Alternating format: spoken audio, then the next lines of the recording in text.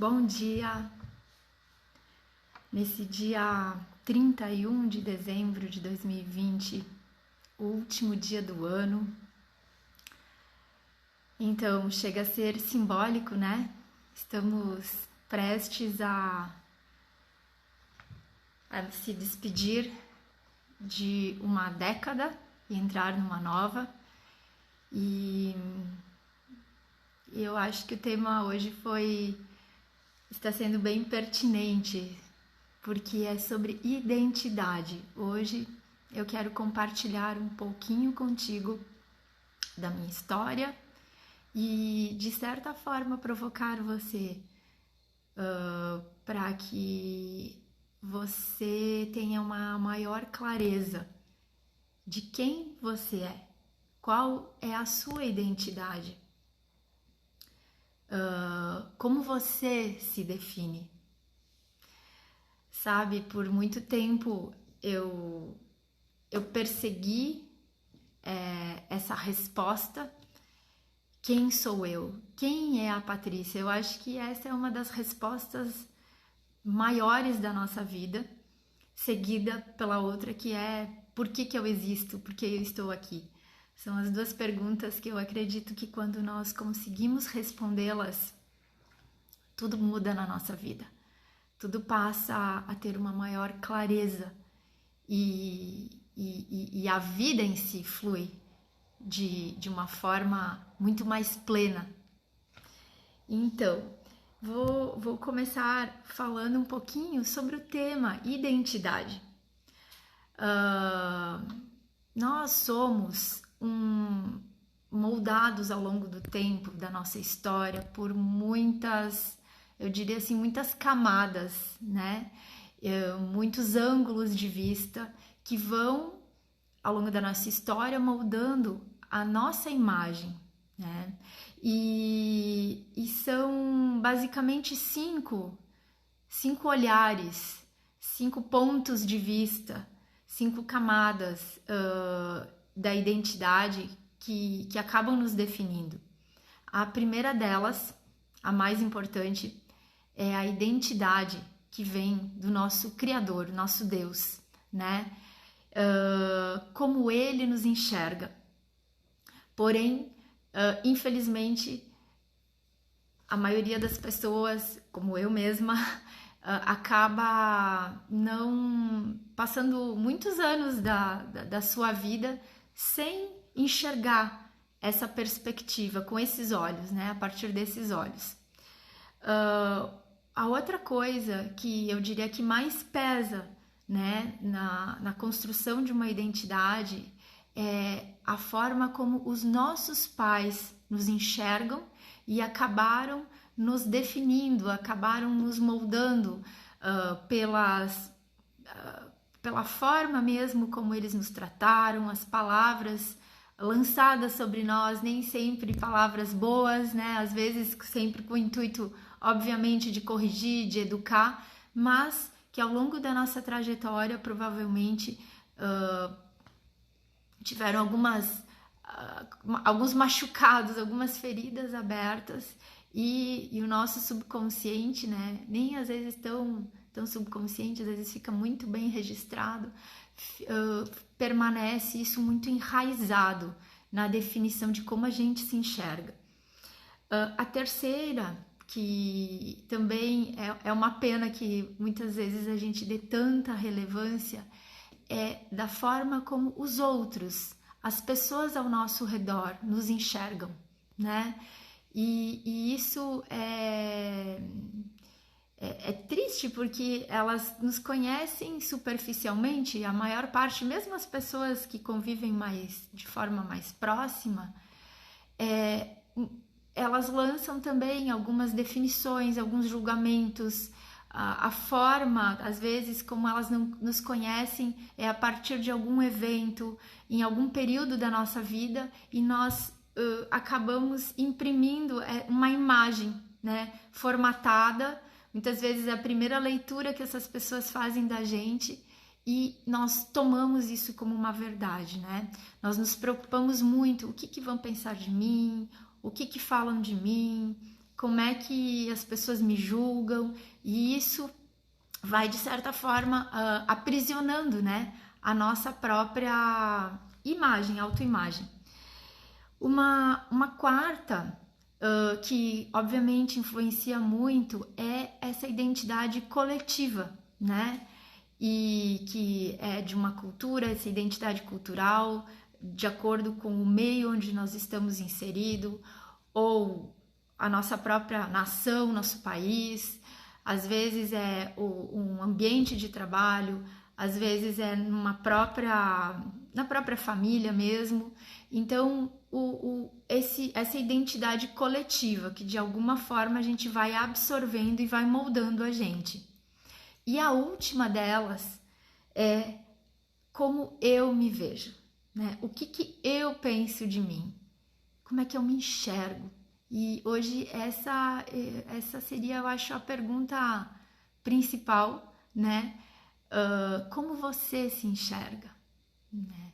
Eu passei alguns períodos da minha vida, eu acho que todo mundo em algum momento vai passar, que são aquelas crises de identidade, né?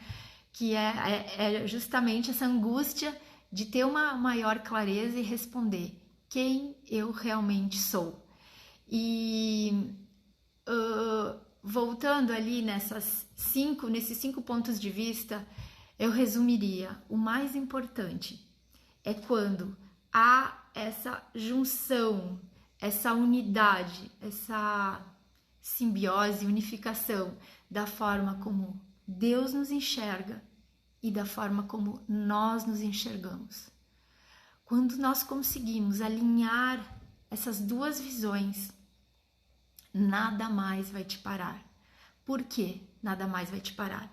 Porque quando a gente tem clareza de quem realmente nós somos, e quando eu falo isso, é porque dentro da perspectiva do nosso Criador, Ele nos enxerga já como uma obra acabada. É como um pai, uma mãe, né? Se alguém que é pai ou mãe está ouvindo, sabe que nós enxergamos os nossos filhos lá na frente, lá no futuro, né?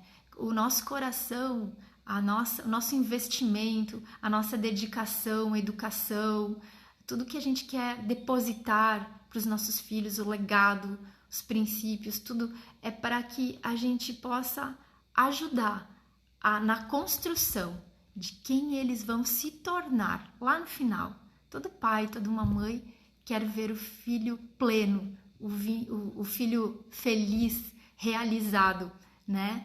E é justamente dessa forma que o nosso Pai Celestial nos enxerga. Ele não nos vê numa janela do tempo, no presente somente. Não, Ele é o Kairos absoluto, é o tempo eterno. Ele nos enxerga como sua obra acabada. Ele sabe por que Ele nos criou. E, aliás, eu aproveito esse momento para fazê-lo abrir a Gênesis capítulo 1. Eu acho que não existe melhor definição para essa busca dessa clareza, nessa busca de resolver essas crises de identidade, do que começar com essa palavra. Em versículo 27 diz: criou Deus o homem, à sua imagem, a imagem de Deus o criou. Homem e mulher os criou. E tem outra passagem que diz no versículo 26, um pouquinho antes: então disse Deus, façamos o homem à nossa imagem, conforme a nossa semelhança. Domine ele sobre os peixes do mar, sobre as aves do céu, sobre os grandes animais de toda a terra e sobre todos os pequenos animais que se movem rente ao chão. Ali está o propósito, mas enfim, identidade. A nossa imagem, a nossa semelhança. Então, por que será que a gente perde tanto tempo da nossa vida se preocupando com o que o meu pai, ou minha mãe, ou os entes queridos pensam de nós? Ou o que as pessoas julgam? O que as pessoas pensam sobre nós?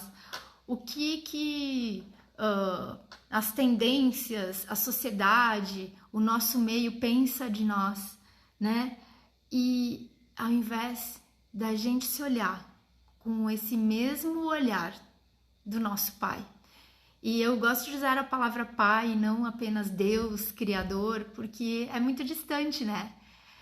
É claro que ele é soberano, mas ele é um pai. Ele é um pai porque ele acredita na gente. É como a metáfora ali do oleiro, né? Fazendo a sua obra-prima. Ele já vê a obra acabada. Ele já vê a obra de arte dele, o vaso perfeito, lá no final. Só que enquanto nós somos barro, ou enquanto estivermos sendo moldados, muitas vezes a gente não consegue se enxergar. A gente até nem entende direito o processo, o que está acontecendo, né?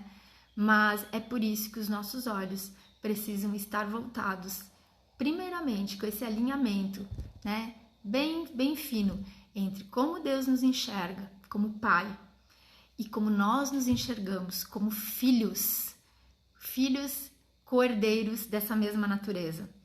E aí, falando um pouquinho sobre mim, né, que eu disse que eu iria compartilhar um pouquinho dessa minha trajetória, nessa busca desse resgate à identidade. Dois eventos, na primeira live até eu compartilhei, que começaram a mexer forte comigo, foi como flecha no meu coração, que me desestruturou. Foi a pergunta, né, que diz: como você pensa em sua alma, assim você é. E uma pergunta certamente direcionada por Deus, por uma amiga muito querida a ele, não sei se ela está aqui me ouvindo, onde ela me fez essa pergunta: quem você pensa que é? E isso foi como flecha, sim, no meu coração, porque naquele momento eu desmoronei, né? E isso revelou o que, ainda sem clareza, mas revelou o quanto fragilizada eu estava, a grandeza da miopia que habitava em mim mesma, de como eu me enxergava totalmente deturpada, totalmente dilacerada, muito distante da imagem real de quem eu era, quem eu sou. E outro evento que na sequência, assim, uns 2 anos após, uma outra amiga muito querida, Julie, numa celebração, enfim, ali, ela veio me dizer: Patrícia, Deus me diz hoje, você é uma mulher. Aí ela começou a declarar muitas virtudes, né, de como ela me enxergava, como Deus me enxergava. E quando ela começou a me entregar esses elogios, é algo assim totalmente incoerente, mas eu também desmoronei, né, em lágrimas, uma dor imensa, e isso incontrolável, e eu não entendia por que estava acontecendo, a incoerência daquilo. Quando a gente recebe um elogio, nós deveríamos ficar felizes, gratos, e aquilo foi como se fosse assim, dentro de mim dizendo: não, isso é mentira, você não é nada disso. E aí muitas palavras opostas, eu diria, os antônimos, né, daquelas virtudes começavam a vir na minha cabeça. E foram 2 eventos que me fez buscar com todas as minhas forças esse resgate, a minha real identidade, porque não era possível um distanciamento tão grande, inclusive de como, de repente, as pessoas mesmo me enxergavam, que não era o caso ali, mas eu entendia que aquilo estava vindo como mensagem, como instrumento de Deus para minha vida, para eu começar a abrir os meus olhos realmente, para me enxergar e buscar essa cura, esse resgate. E eu acho assim que, como eu estava falando antes, em algum momento da nossa vida, nós vamos passar por algumas crises de identidade, né? Eu entrei nos 40, eu acho que é uma das linhas ali que a gente acaba fazendo como é que eu vou dizer, um balanço da nossa vida, né? Daquilo que a gente já conquistou, de quem a gente se tornou, né? Tudo aquilo que a gente ainda pretende realizar. E tem algumas crises mesmo emocionais na nossa história, elas servem para nos realinhar à nossa real identidade e ao nosso propósito. Porque à medida que os anos vão passando, eu acho que é natural do ser humano buscar a realização, do cumprimento do seu propósito. Porém, é impossível descobrir, ter essa clareza desse propósito e muito menos colocá-lo em prática se primeiramente nós não tivermos a real compreensão de quem nós somos. Quando a gente passa a se enxergar dessa forma, alinhada com os céus, tudo começa a conspirar a favor da nossa vida, né? E não é algo mágico, não é assim do dia para a noite, exige muita, eu sempre digo, exige muita coragem, humildade, verdade em poder abrir o seu coração e ter a ousadia de querer ser tratado, porque esse processo dói, porque muitas vezes a gente precisa sim colocar para fora, né? Aqueles eventos mais traumáticos, algumas situações que a gente acha até que foram resolvidas, mas para ressignificação, para resolver realmente, porque se ainda dói, se coisas ainda interferem da tua forma de ser, da tua forma de te enxergar, da forma de você agir, é porque não foi realmente resolvido. Então sim, quando isso vem à tona, é importante essa coragem de olhar para trás e resolver. Não é ficar lambendo as feridas o tempo todo, não, porque uma das primeiras coisas que a gente precisa decidir é matar com o vitimismo, né? Tem algumas coisas que a gente tem que ser um pouco homicidas na nossa vida, de resolver, de matar a velha natureza para ressignificar uma nova, né? E esse posicionamento, essa decisão e alinhada eu diria, a fonte que realmente vá trazer a cura, trazer o desbloqueio, a libertação, essa ressignificação plena em todas as áreas, é o nosso Pai Celestial, é buscando Ele direto na fonte.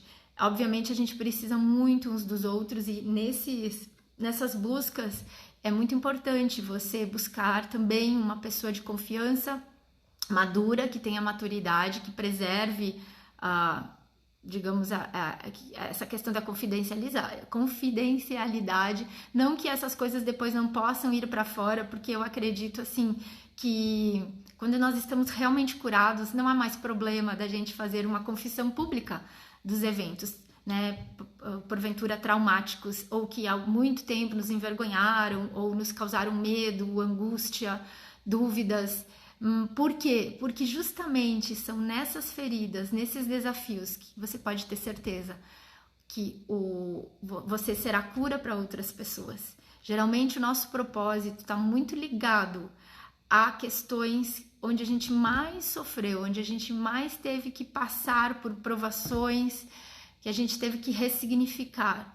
Porque quando você passa por isso, você gera uma autoridade, você gera uma vida, uma cura, não apenas para você mesma, mas para todas as pessoas que te cercam. Então, sim, há o tempo, quando a pessoa já existe uma maturidade, uma clareza, uma transformação realmente que você pode compartilhar com o mundo. Você deve, na verdade, transbordar isso, porque isso vai ajudar muitas pessoas. A tua dor vai conectar com a dor de muitas pessoas e você vai poder ajudar outros a esse resgate, né? Mas num primeiro momento é muito importante você buscar sim uma pessoa de confiança que preserve a sua história para que você possa se abrir. E aí pode ser alguém muito íntimo, né? Alguém de confiança, um amigo, muito importante assim, com os princípios, com a maturidade certa, um líder espiritual, alguém que realmente você possa abrir o teu coração. Mas o mais importante, não se engane, é você e Deus, você e seu Pai.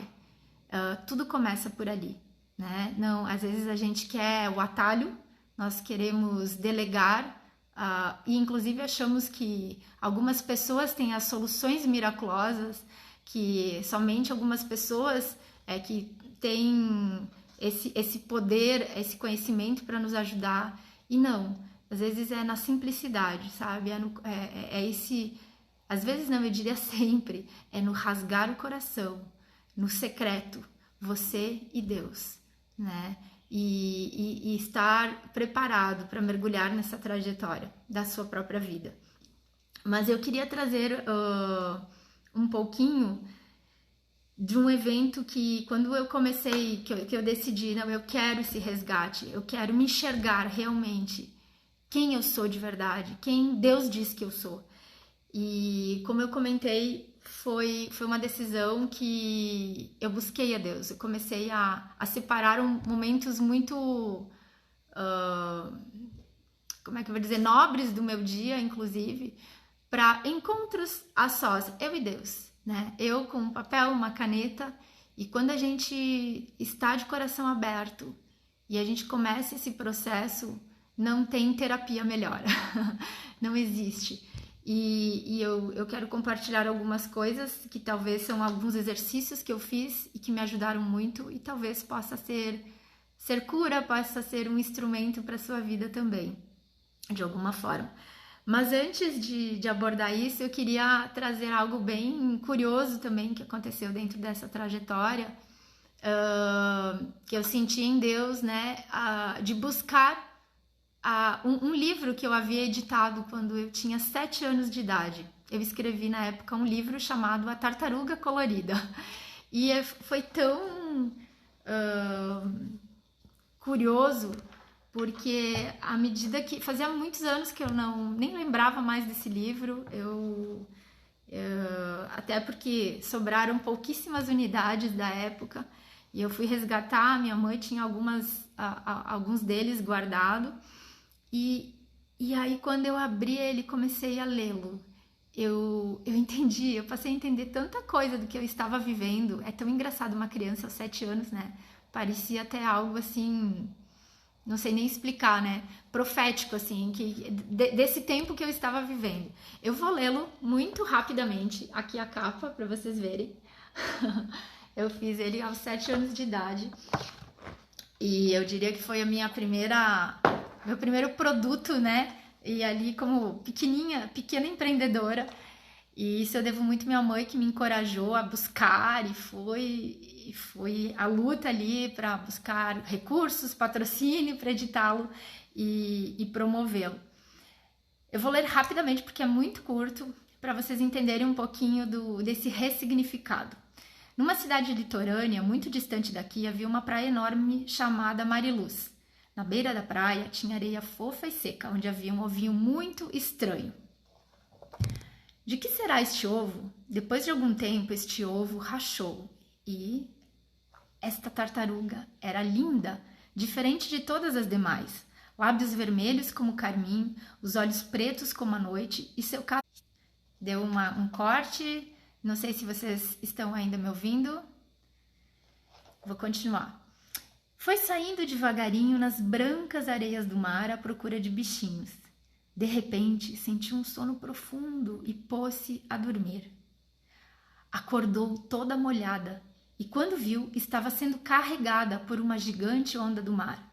Dançou, virou piruetas e divertiu-se muito no seu primeiro banho de mar. Quando cansou, voltou à praia. E todos os dias a tartaruguinha colorida tomava banho gostoso de mar.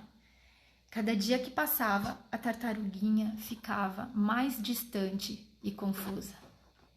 Acordei. Foi apenas um sonho. Curioso, um livro de criança aos 7 anos terminar dessa forma, né? E eu lembro que eu quis deixar algumas folhas em branco para que as crianças, outras pessoas, pudessem continuar a história e dar o fim que elas quisessem.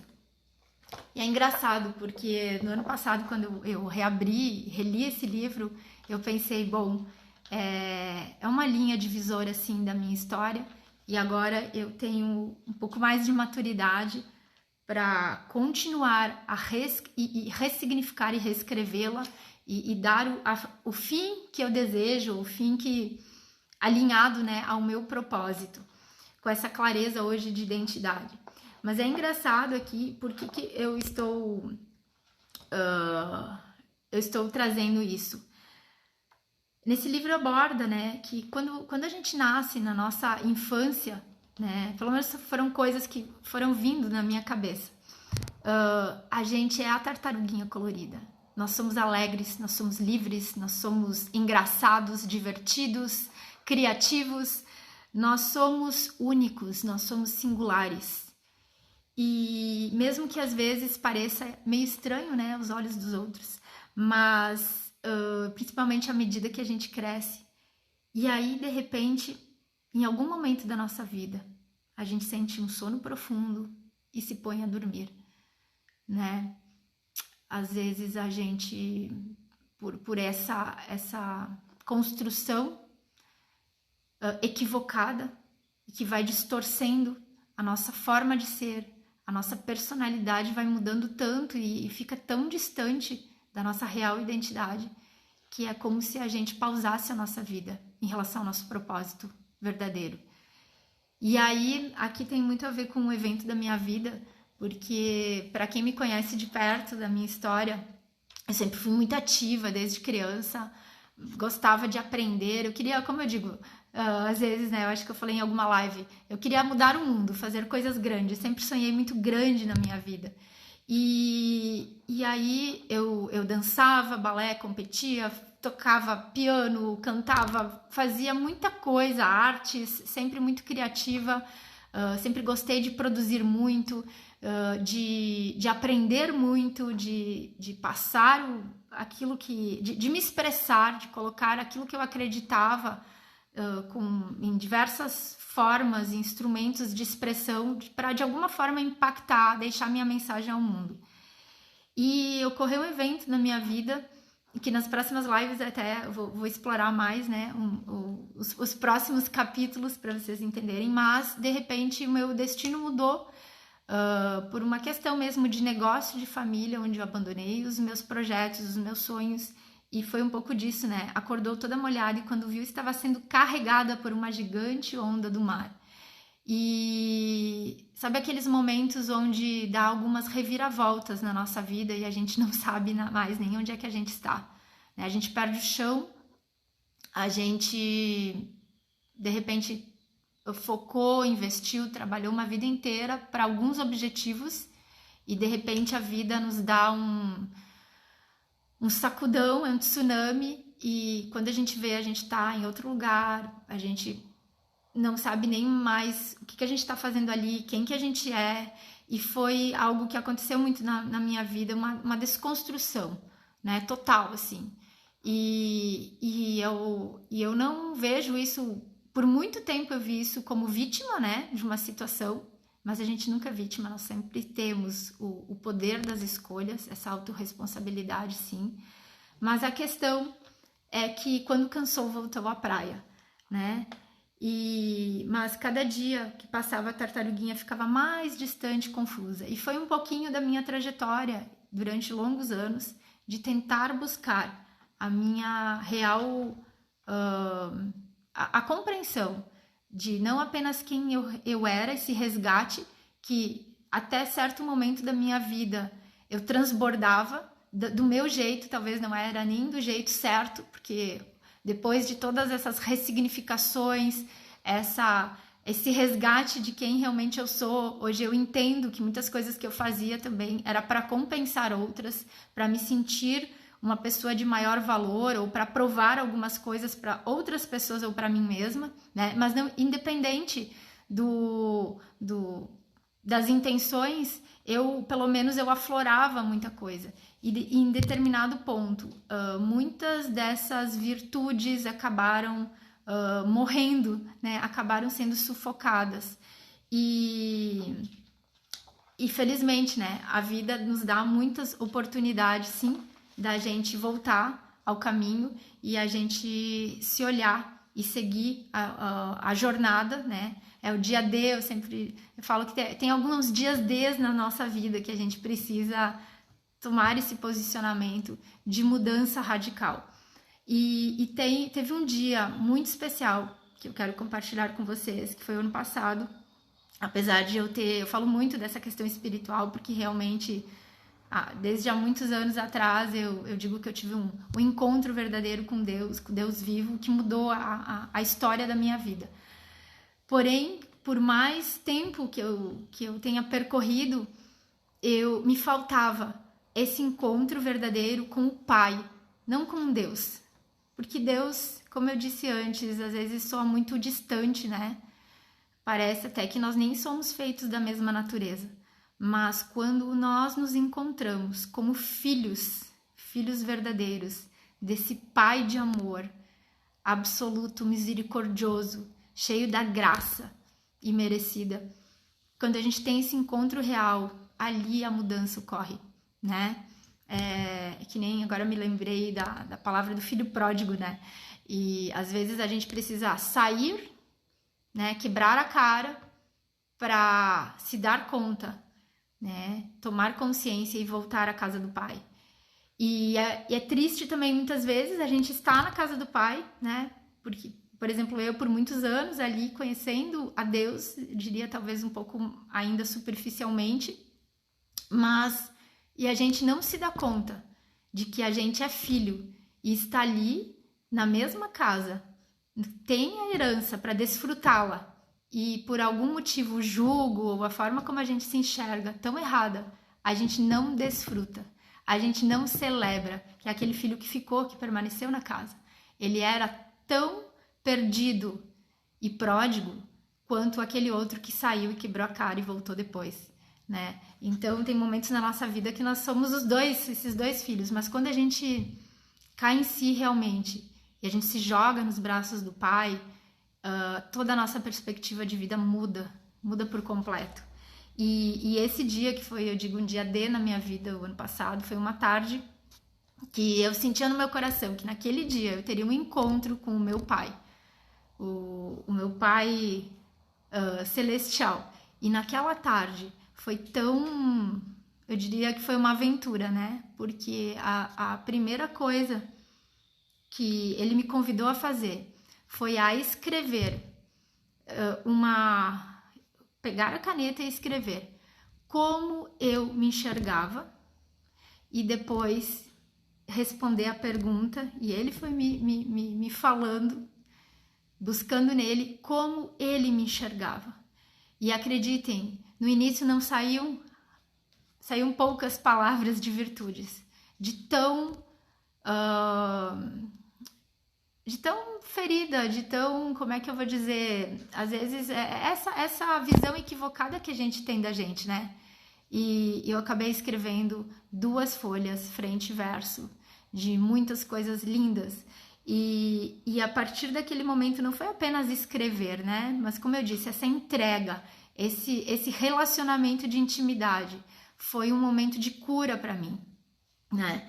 Então, até eu convido, independente ali da trajetória de qualquer um, se você nunca fez esse exercício, começa. Tem um tempo a sós, de qualidade, com o teu Deus, com o teu Pai. Não apenas teu Deus, o teu Pai. Ele te conhece, ele te enxerga. Ele te fez antes da fundação do mundo e ele te enxerga como obra acabada na eternidade. Então, peça para ele, para que você possa se enxergar e se ver de como ele te criou, como ele te enxerga como obra acabada, né? E coloca isso no papel. Declare isso depois, em voz alta. Ouça isso, faça isso penetrar na tua alma.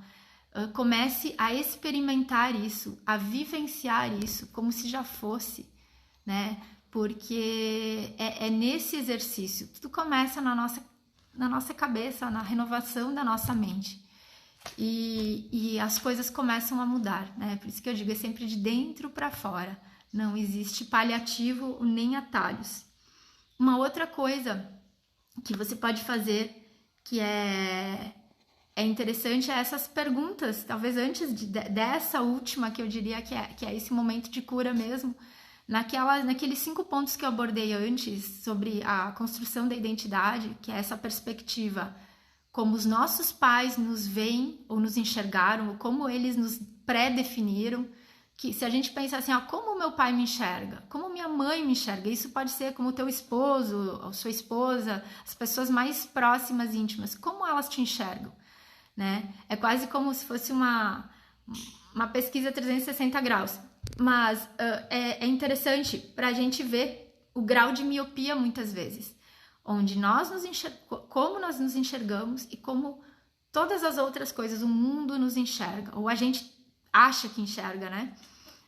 Essa questão também coletiva da sociedade.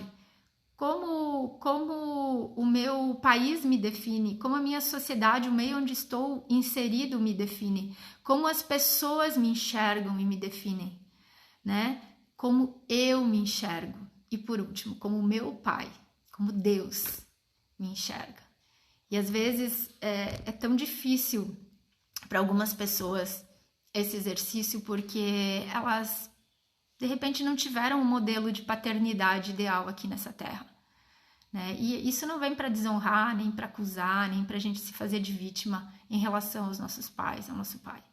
Mas quando há uma lacuna nessa questão, às vezes são pais ausentes, são pais que existem, né? Mas por algum motivo eles não tiveram esse posicionamento de amor, de afeto, essa presença, esse tempo de qualidade nas nossas vidas, dentro da nossa trajetória, e isso cria uma distância tão grande, um bloqueio tão grande para que a gente tenha esse relacionamento de como filhos de Deus, que isso precisa ser resolvido também. Se você não se sente, ou você não teve um modelo, você não consegue conceber a imagem paterna, nem terrena, e isso é difícil para você alcançar nesse nível espiritual, comece por ali, peça essa cura, peça para que Deus, para que Ele se revele como Pai, como o padrão dos céus de paternidade,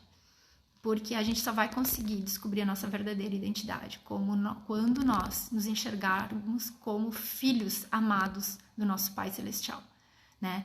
Porque, como eu li antes, está em Gênesis, ali no início da palavra, façamos o homem a nossa imagem, a nossa semelhança. Nós somos feitos da mesma imagem e semelhança, da mesma natureza de Deus. E isso, quando a gente passa a viver a nossa vida dentro dessa perspectiva, dentro dessa atmosfera, é algo assim, é como um rio, né? Que ele não para mais, ele só transborda, ele só leva a vida por onde ele passar. Então, mergulhe nesse rio, busque essa fonte da vida. E não se acomode com as poças de água, com as lagoas, né? Mergulhe nesse rio, navegue nele. E eu acho que a primeira coisa é isso, é a gente se permitir a ser desconstruído, né? Essa decisão de render-se a esse processo, né? Então, é um pouquinho disso que eu gostaria hoje de compartilhar com você, e espero que de alguma forma eu possa ter colaborado, contribuído para esse exercício que todos nós, em algum momento da nossa vida, é importante fazermos.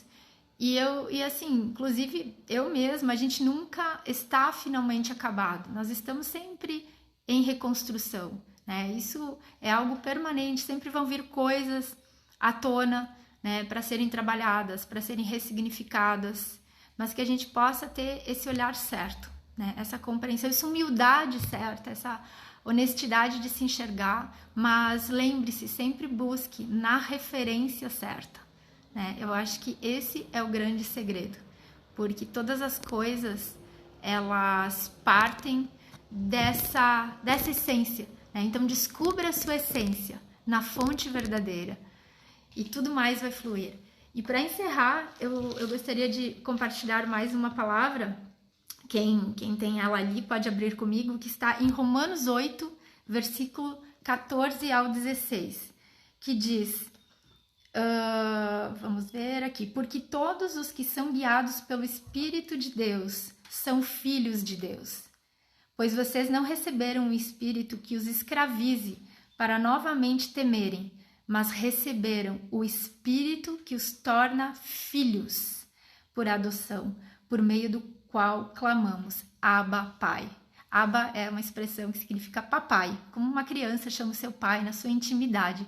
É essa intimidade que Deus quer ter com você, uma intimidade pai e filho, né, na sua essência. na sua verdade do conceito de filiação, que só provém dele. E é isso, quando a gente passa a abrir o nosso coração para essa natureza, a gente vai sendo moldado, né, como a sua obra-prima. Então, meu convite é esse para você, que no próximo ano, esse é o último dia do ano, né, que a cada dia, a cada manhã, a gente, isso é para você, para mim, para todos nós, a gente busque nele, no oleiro, no nosso Pai, para que ele vá aprimorando a sua obra-prima, porque nós precisamos uns dos outros. E se nós estivermos sarados com a nossa real identidade, a nossa essência curada, transformada, verdadeira, né, da forma como os céus nos enxergam, a gente vai cumprir com o nosso propósito com excelência nessa terra.